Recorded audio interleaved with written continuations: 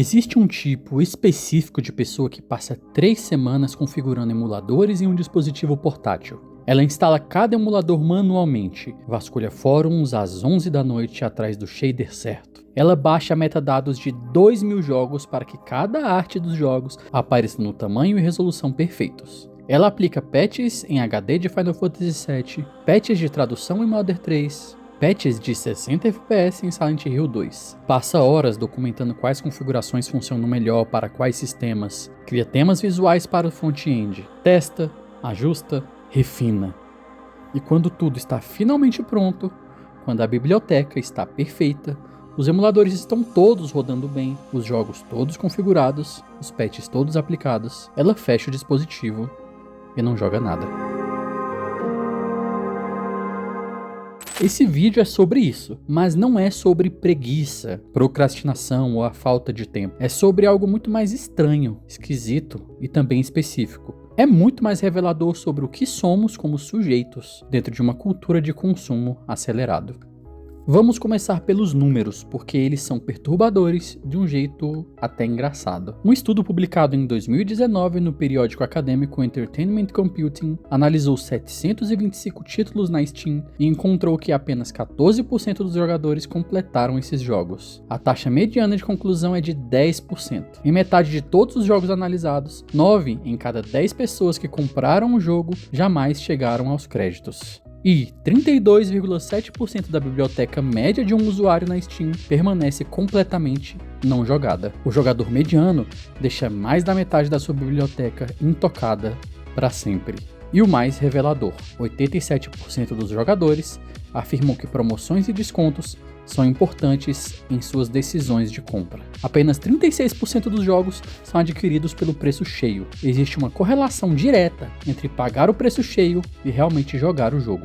O mercado descobriu, e isso não é acidente, que vender jogos baratos para pessoas que nunca vão jogar é um modelo de negócio completamente sustentável. A Steam não vende experiências, ela vende a promessa dessas experiências. E a promessa, como vamos ver, tem um valor neurológico muito específico. O fenômeno se intensifica no universo da emulação. Aqui, o custo financeiro cai para zero e o custo de aquisição se transforma em um custo técnico: tempo, configuração, organização. E esse custo, ao contrário do que seria de se esperar, não reduz o acúmulo. Ele o intensifica. Porque o que está acontecendo não é exatamente uma questão sobre jogar, é uma questão sobre se satisfazer. Em 1993, os neurocientistas Kent Berridge e Terry Robinson publicaram um paper que mudou fundamentalmente a forma como entendemos a dopamina. A ideia dominante até então era simples: dopamina é o neurotransmissor do prazer. Você faz algo bom e a dopamina é liberada. Você sente prazer, você quer repetir. Mas estes cientistas descobriram que isso está errado. A dopamina não é o hormônio do prazer, é o hormônio do desejo, da antecipação, da busca. Berridge e Robinson distinguem dois sistemas neurológicos completamente separados. O wanting, que significa querer, desejar, antecipar, mediado pela dopamina mesolímbica em sistemas vastos e robustos do cérebro. E o liking, que significa gostar, desfrutar, o prazer real do consumo, mediado por sistemas muito menores, mais frágeis e independentes da dopamina. Mas o que isso significa na prática? Que você pode querer algo com enorme intensidade sem que usufruir desse algo seja prazeroso, que a antecipação pode ser muito mais intensa do que a experiência e que é completamente possível neurologicamente desejar uma biblioteca de 2.000 jogos com prazer genuíno sem jamais ter prazer em jogar qualquer um desses jogos.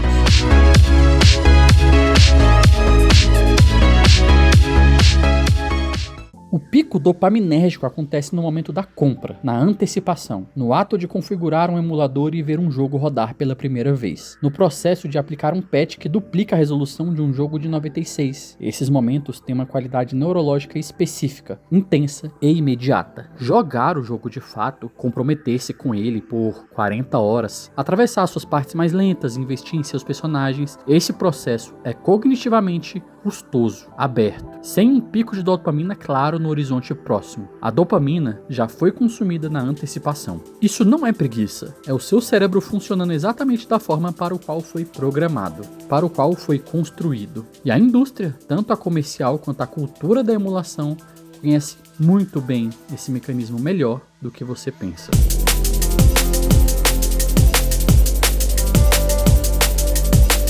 No Japão do século XIX, foi popularizada uma palavra para uma prática que aparentemente já incomodava a classe letrada: tsundoku.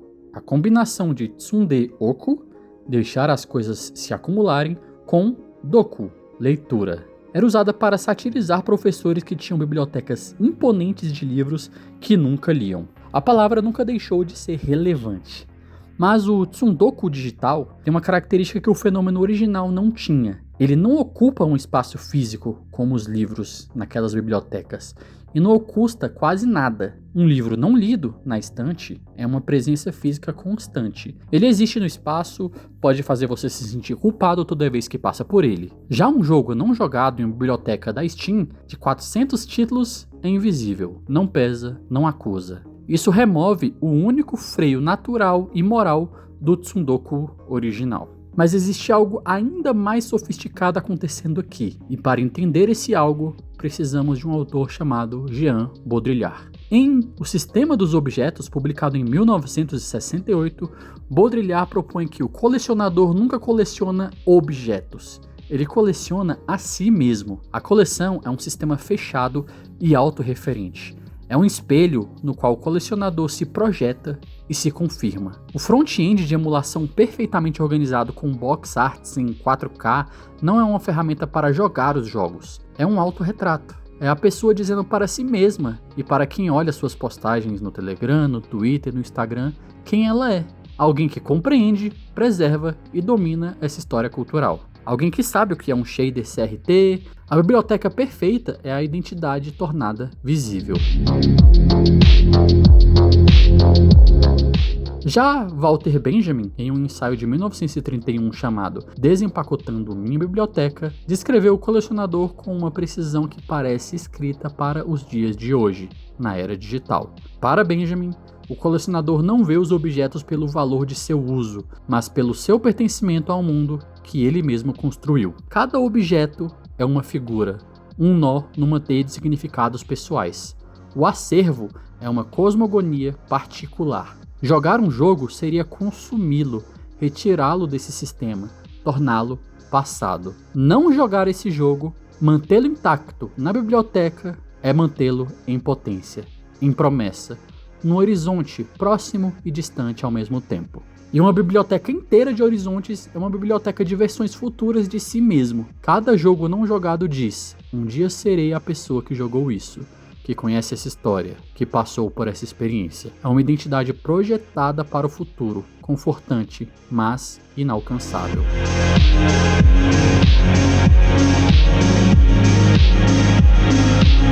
Em 2004, o psicólogo Barry Schwartz publicou um livro chamado O Paradoxo da Escolha. Porque mais é menos. A tese é contraintuitiva. A liberdade de escolha, acima de um certo ponto, não gera satisfação. Gera paralisia, ansiedade e decepção. Schwartz descreve dois tipos de pessoa: o maximizador, que busca sempre a melhor opção possível e examina obsessivamente todas as alternativas, e o satisficer, que aceita o bom o suficiente e segue em frente. O maximizador consegue as melhores opções objetivamente, mas é cronicamente mais infeliz, porque sabe que sempre poderia ter escolhido diferente. Agora imagina esse usuário maximizador com 400 jogos na Steam e 4.000 ROMs em um HD externo. Cada vez que ele senta para jogar, a pergunta é: qual desses eu vou abrir? E essa pergunta não tem uma resposta boa. Qualquer jogo escolhido implica em 399 não escolhidos. O custo de oportunidade é imenso. A decisão é paralisante. E mesmo quando ele escolhe, parte do cérebro permanece ocupada com o fantasma de todos os outros jogos que ele poderia estar jogando. O resultado é que ele não joga nada de forma completa, profunda e presente.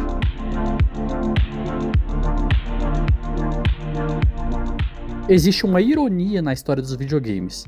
As gerações que cresceram com menos, possuindo um cartucho de Super Nintendo que custava o equivalente a R$500 nos dias de hoje, possuíam com aquele jogo uma relação de profundidade que a geração da abundância dos jogos da Steam raramente experimenta. Você não desistia de Donkey Kong Country quando travava no quarto mundo. Não porque fosse mais disciplinado, porque era aquele o único jogo que existia para você naquela semana, naquele mês, às vezes naquele ano. Uma escassez que criava compromisso. Um compromisso que criava contexto e um contexto que criava afeto. Byung-Chul Han, em A Sociedade do Cansaço, argumenta que a sociedade contemporânea, saturada de positividade, de excesso de possibilidades, não produz liberdade. Você não é mais livre porque tem 5.000 jogos à sua disposição. Produz inércia. A abundância de estímulos gera um cansaço que não vem de um excesso de esforço, mas de um excesso de opções sem resistência, sem fricção, sem peso. A biblioteca infinita de jogos é paradoxalmente uma forma de não ter jogos. É uma prisão, porque ter tudo é não conseguir escolher nada.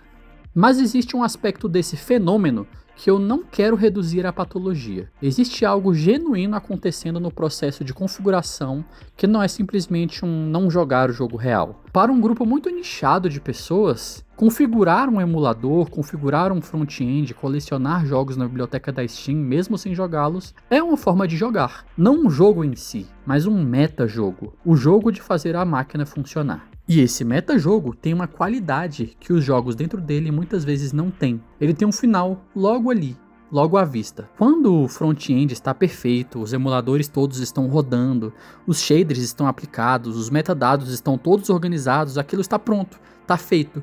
Existe uma completude, existe uma obra concluída. Um RPG de 80 horas não tem esse fechamento imediato. Ele exige um compromisso aberto, um investimento crescente, uma tolerância à incompletude por semanas ou meses. Já o metajogo da configuração é imediato, modular, satisfatório em escala humana.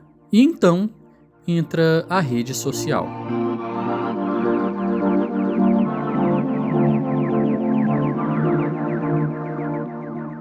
Porque o metajogo da configuração também tem uma audiência. O post mostrando o Steam Deck rodando PlayStation 2 em 4K, com shaders perfeitos, tem curtidas.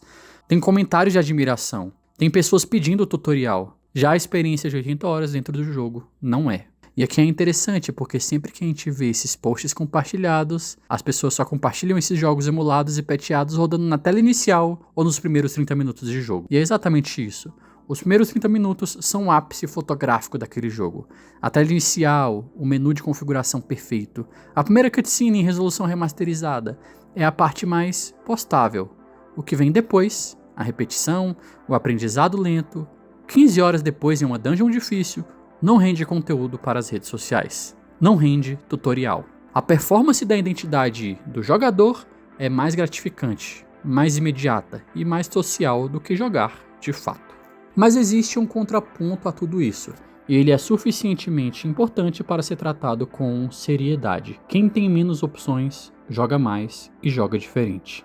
Existe um conceito importante aqui que se chama flow, um estado de imersão total numa atividade desafiadora, que acontece mediante uma atividade com objetivos claros, feedback imediato e um equilíbrio preciso entre desafio e habilidade. O flow exige que você não esteja mentalmente com um olho no próximo jogo. Quem tem uma biblioteca de 8 jogos escolhidos com cuidado enfrenta um problema muito mais simples. O que jogar agora? Não existe a paralisia de escolha. Não existe custo cerebral de oportunidade imenso. Você joga o que tem, e jogando com regularidade o mesmo jogo, ao longo de semanas, você constrói algo que a biblioteca infinita sistematicamente destrói. Um contexto acumulado, uma memória afetiva, investimento emocional em uma obra, com personagens, com um mundo, com uma narrativa. A curadoria forçada, ou seja, ter poucos jogos, transforma cada título em um evento. Não é um dos 400, é um dos 8. Isso muda tudo na relação afetiva com o objeto. Há uma correlação documentada entre o preço pago e o engajamento posterior. Quem compra um jogo pelo preço cheio tem mais propensão a jogá-lo até o fim. E não, eu não estou defendendo jogos mais caros. E isso não acontece porque a pessoa é mais disciplinada ou porque ela gastou mais dinheiro, mas porque o investimento financeiro cria um comprometimento psicológico. O jogo tem peso, tem custo, e esse custo cria pertencimento. O jogo comprado a R$ 4,99 numa sale tem um custo de abandono de R$ 4,99. Já o jogo comprado a R$ 250 tem um custo de abandono que a maioria de nós prefere não testar. Os consoles tradicionais, PlayStation, consoles da Nintendo, têm taxas de conclusão de jogos consistentemente mais altas que a Steam. Não porque os jogos sejam melhores, mas porque o ecossistema da Steam incentiva muito mais o acúmulo fácil e a compra impulsiva. As bibliotecas são menores nesses consoles, PlayStation, Nintendo, por uma questão de design e por uma questão de preço também. Já a escassez autoimposta cria comprometimento. E não, eu não estou defendendo aqui que a gente pague mais caro pelos jogos para que você faça melhor uso, para que você faça melhor proveito e chegue até o final deles porque pagou o dinheiro. O que eu defendo é o contrário, é que todo produto ou serviço da cultura seja acessível para todo mundo. E assim sendo, acessível para todo mundo, cabe a gente ter o discernimento de fazer bom proveito, de fazer boas escolhas, fazer bom uso, fora dessa lógica do paradoxo da escolha, fora dessa lógica da paralisação por múltiplas escolhas que a gente tem disponíveis e fora dessa lógica do capitalismo tardio que faz com que a gente tenha que consumir e aproveitar promoções e acumular e no final das contas não aproveitar nada, que é o que acontece hoje em dia em todos os âmbitos da cultura e do consumo. O fenômeno que estamos discutindo não é um problema de gestão de tempo ou de disciplina pessoal, é uma questão social, é um espelho.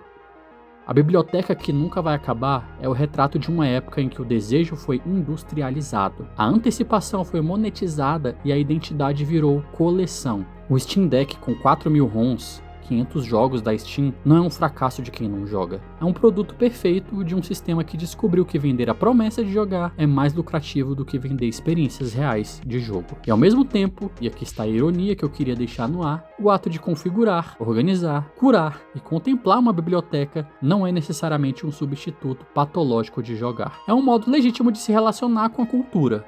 Benjamin tinha razão. O colecionador constrói o seu próprio mundo. O problema aparece quando esse mundo se fecha em si mesmo e começa a substituir a experiência que prometia mediar. A diferença entre o jogador que acumula e o jogador que experimenta o processo não é de virtude, é de consciência sobre o que exatamente está sendo desfrutado. Se o prazer está na organização, na curadoria, na performance de uma identidade, tudo bem, você só precisa ser honesto sobre isso e honesto sobretudo com você mesmo. Curta a sua biblioteca como o que ela é, uma obra de arte pessoal, um autorretrato tecnológico, uma estante de livros que ninguém precisa ler. Mas se em algum momento você olhar para esse front-end perfeito e sentir que alguma coisa está faltando, que o Phosphor Glow está bonito, mas está vazio, que os 4.000 jogos são 4.000 promessas que nunca viram compromisso, talvez valha a pena fechar o front-end, escolher um único jogo e deixar a dopamina da antecipação dar lugar à experiência mais estranha, mais lenta e mais difícil de nomear, que era estar completamente dentro do jogo. Mas, provavelmente você vai abrir o RetroArch depois que terminar esse vídeo e passar 2 horas ajustando sua biblioteca.